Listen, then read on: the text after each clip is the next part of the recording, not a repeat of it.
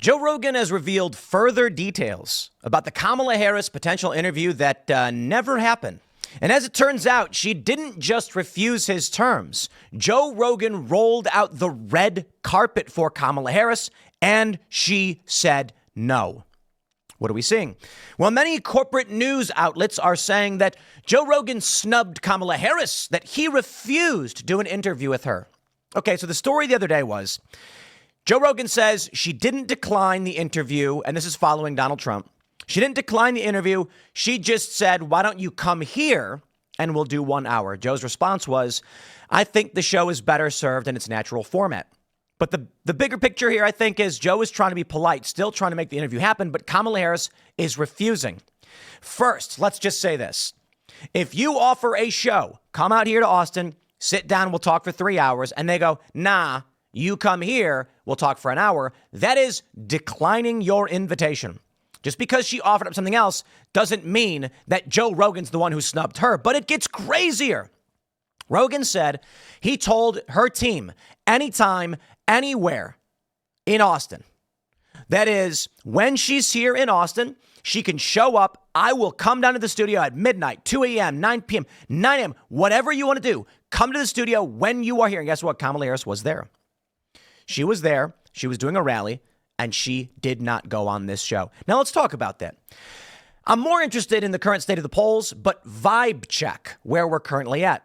And I'm going to show you a series of podcasts that Kamala Harris was willing to travel to, not Joe Rogan, the viewership, and why this is significant, and of course, the polling data.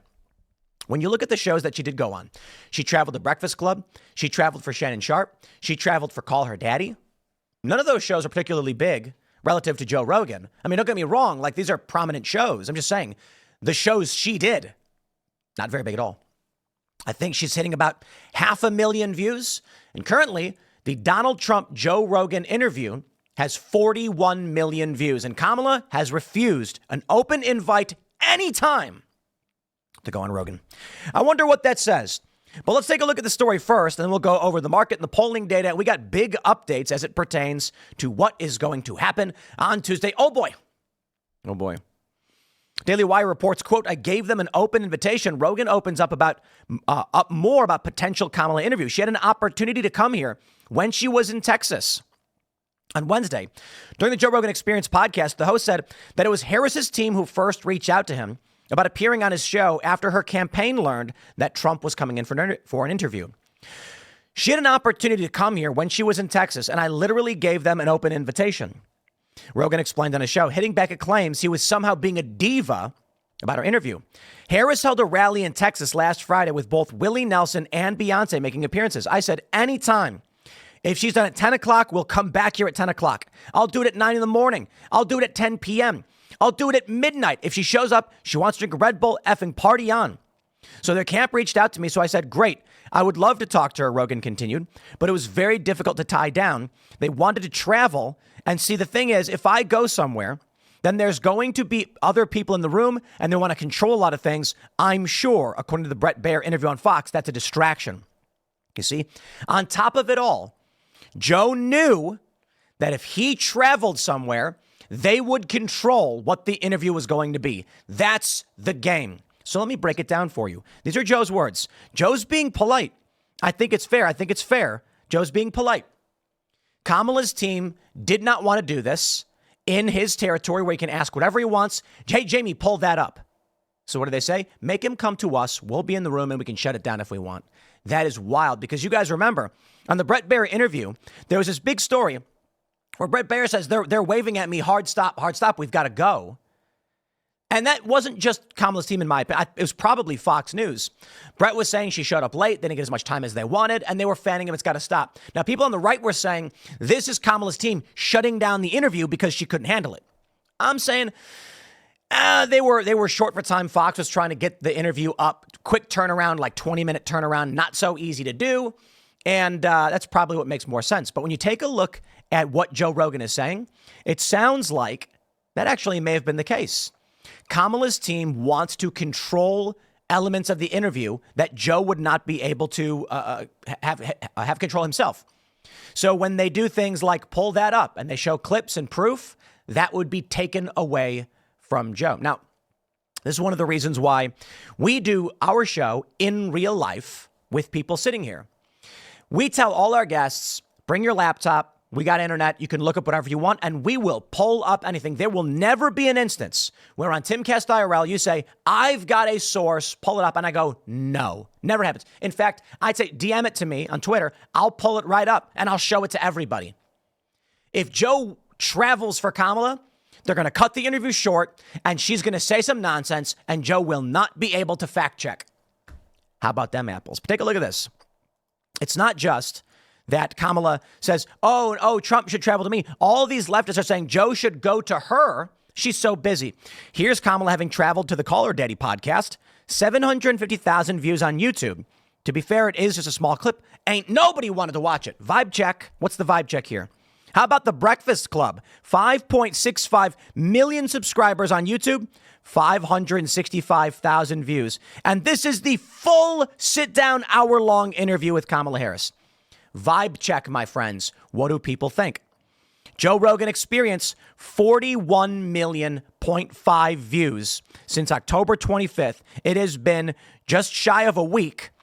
And the Rogan Trump show, 41 million views. Take a look at this one. Kamala Harris on Club Shay Shay with Shannon Sharp, 1.3 million views. Hey, not bad. Not bad. Not bad indeed. Now, Rogan is going to have J.D. Vance on. This you probably heard. J.D. Vance is apparently going to be in studio. I think it's today, actually. I'm really excited for this show. I don't think it'll do nearly as well as the Trump interview, of course, but I think it'll probably get 10 million. That's my bet. My bet is 10 million. I ask you this, liberals. Honestly, ask you this. Kamala Harris can travel for Shannon Sharp, Breakfast Club, Call Her Daddy. Those ain't the only ones. But while she was in Texas, literally there, she could not go on Joe Rogan's show. Okay. So what do I mean by vibe check? You get it. How are people feeling? What do we think is going to happen? And I got to tell you, it's looking like Donald Trump is going to win across the board. Now, Ryan Long, famed comedian and man of great emotional intelligence, asked me the other day, how do you explain it if Kamala wins this time? I'm like, oh, man, you don't. Look, in 2020, all these Trump supporters were like, the enthusiasm for Trump is through the roof and Biden has none. Nobody wants to vote for Biden. And I kept pointing this out. Yes, but look at the polling for enthusiasm against Trump. It was higher. It was like 96% in aggregate. And enthusiasm for Trump was 92. And I said, hey, man. So Democrats end up ballot harvesting. And it's funny because the mainstream media is trying to act like saying they ballot harvested is cheating. I'm not saying they cheated. I'm saying they had much, much better ground game. They went out there, they rallied the votes, they sent the activists out there. They have certain advantages in blue areas collecting ballots, and it worked really well for them in cities. I think that was the main play. I think there was lax signature verification, but is that cheating? Now, you can argue there are procedural challenges based on legislatures having the constitutional right to determine elections and judges and governors changing the rules. That's got to be adjudicated. That wasn't. And so I think we've got lingering questions that are going to cause a lot of problems. But cheating?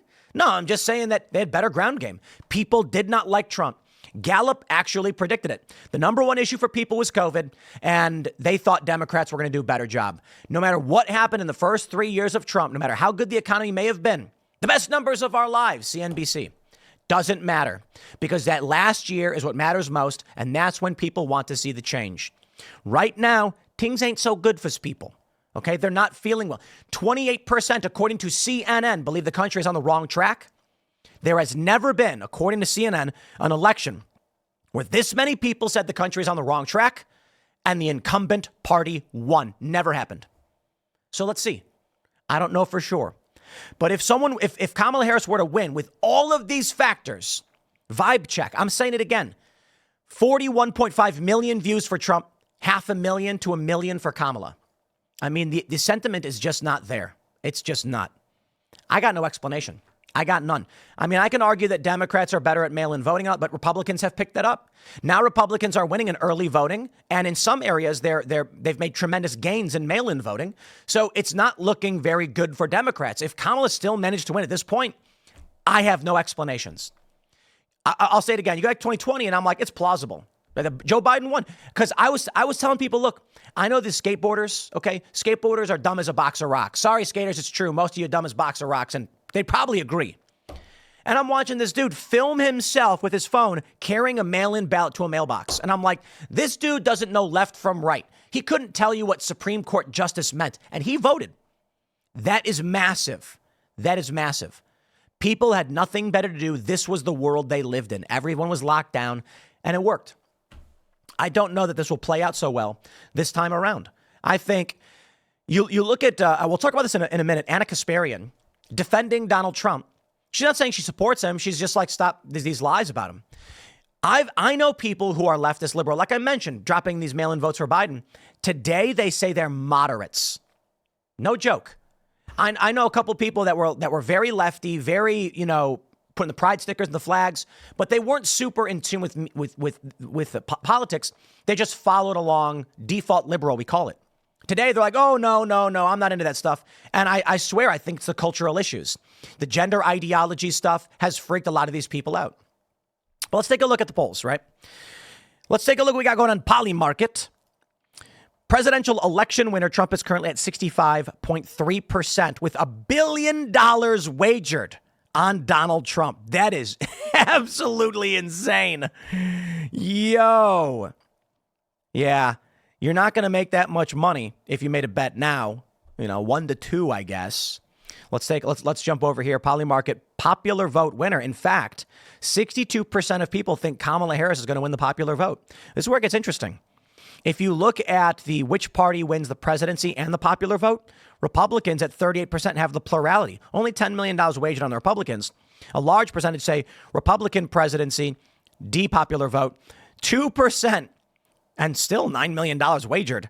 A Democrat presidency with a Republican popular vote. That seems patently absurd, my friends. Patently absurd. Right now, here's your updates. The top battlegrounds from the Real Clear Politics average. Donald Trump is up by 1, but hold your horses. With the latest aggregate polling coming in, Kamala Harris has Wisconsin and Michigan, and that matters. That's pretty dang big. She got 2 states. Still, without Pennsylvania, she ain't winning nothing. Now, if you look over at the national, this one's crazy. Let's see if they got any updates so far. No, Trump is winning nationally 0.4, indicating if there is a margin of error, this is going to be a Trump victory. I'm not going to call it a landslide, but a Trump victory. I'm going to pull up these 2 polls, and I'll tell you why it matters. This is the Michigan aggregate polling. Right now, the average has Harris with 0.5% lead in Michigan, and in Wisconsin, 0.2.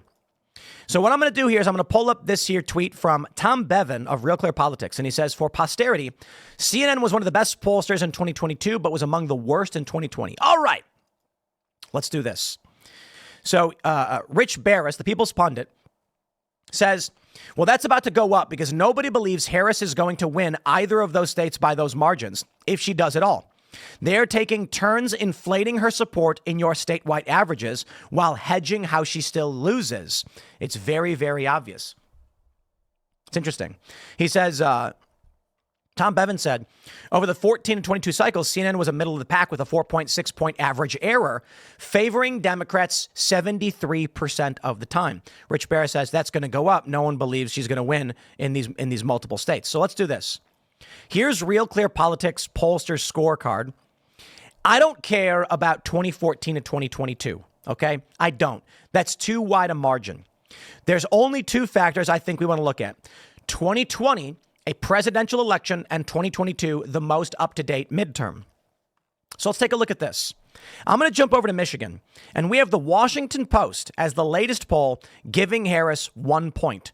The Washington Post. Let's see if the Washington Post is, do we have their bias listed here? It doesn't look like we do. ABC News, the Washington Post, had a 100% bias with an average 100% Democrat bias, 5.4 favoring Democrats in the multiple state pollster scorecard.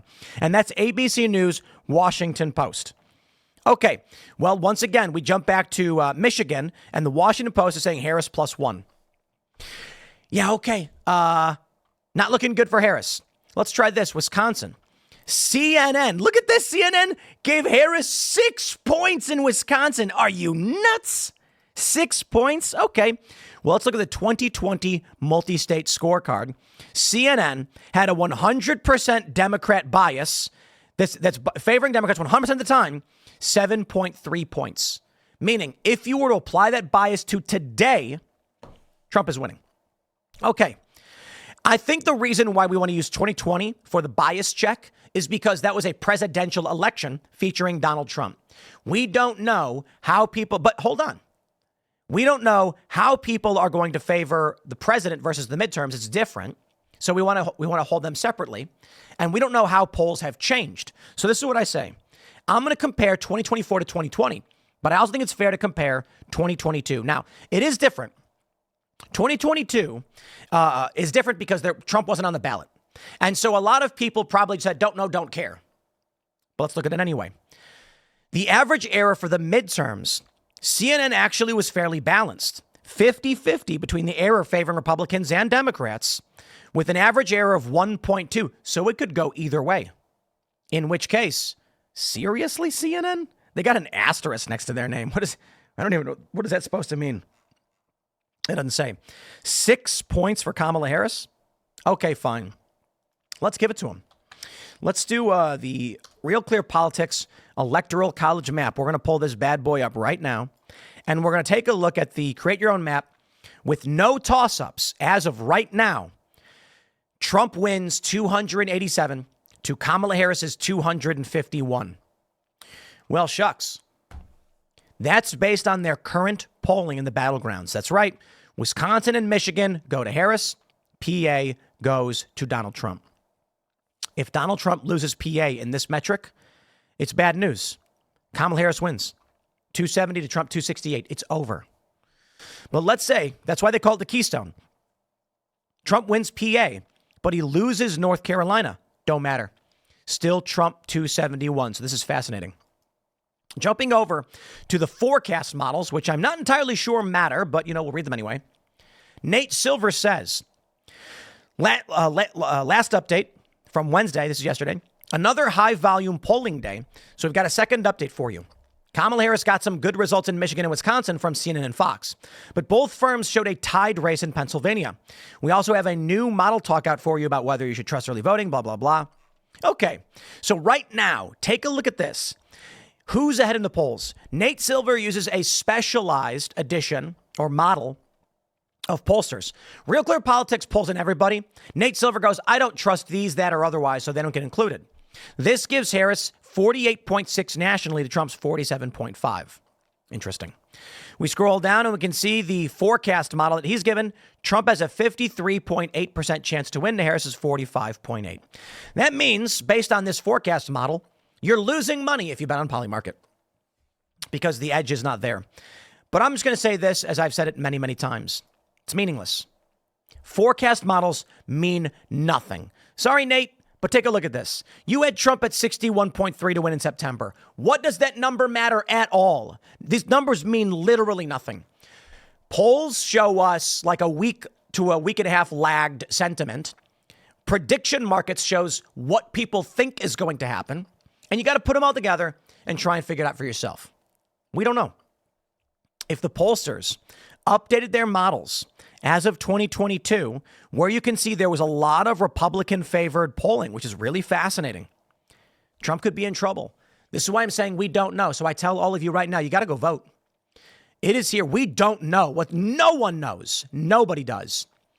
Avi Yemeni came on the show and he said, no, I'm calling it for Trump. No idea, man.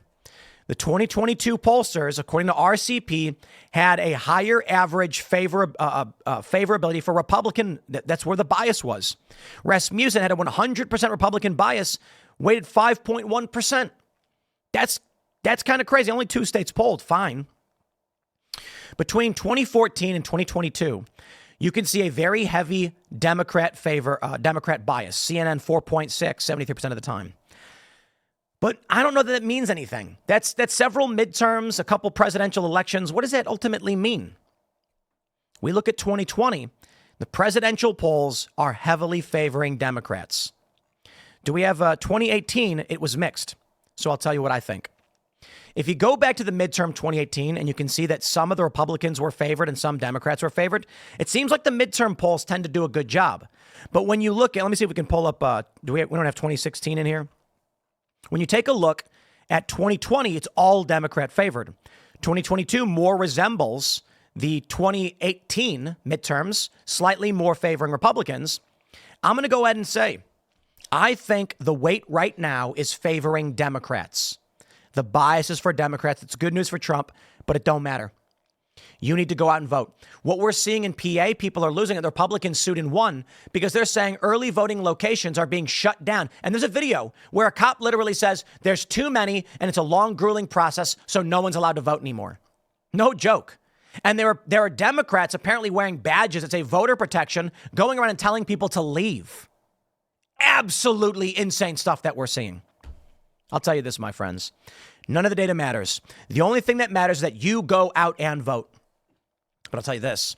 There will be no free and fair election no matter what happens. No one will believe it.